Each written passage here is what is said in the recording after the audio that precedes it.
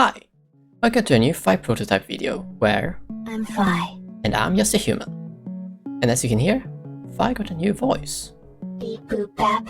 My vocal system is still being calibrated. Some of you thought her voice sounded annoying in the comments, and I do agree that it is a work in progress.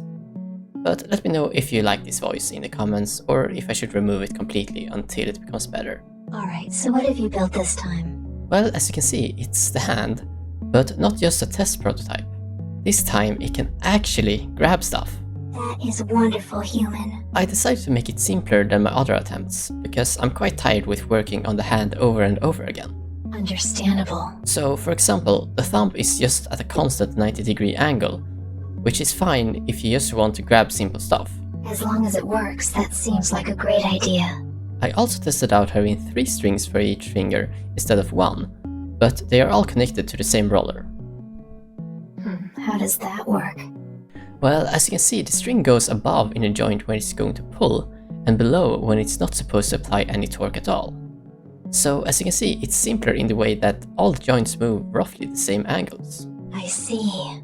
I was a bit skeptic at first with this approach though, since this method is dependent upon that all strings are exactly the same tightness. Yeah, I can see that being a problem.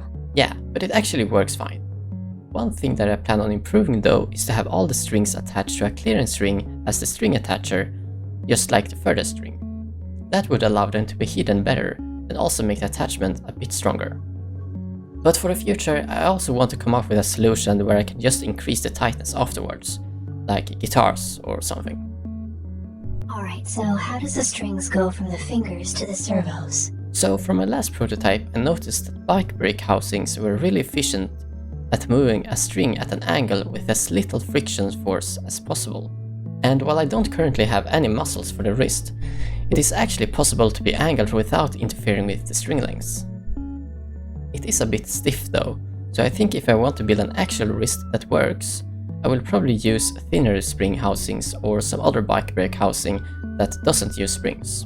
Nice. I think it's better than no wrist at all. Lastly, I switched out all of the nano-servos to just using standard servos, since I just want the hand to work and I'm not prioritizing space and power right now.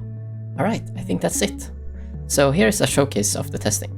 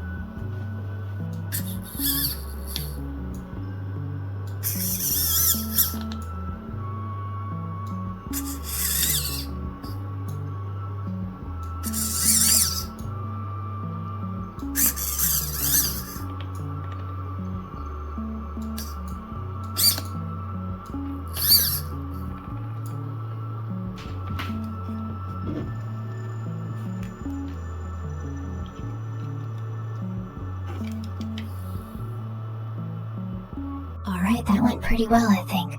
Yeah, I think so too. For the next video, I will probably work on the arm again, and if things go really well, I might even be able to attach the hand. Anyways, see ya! Goodbye.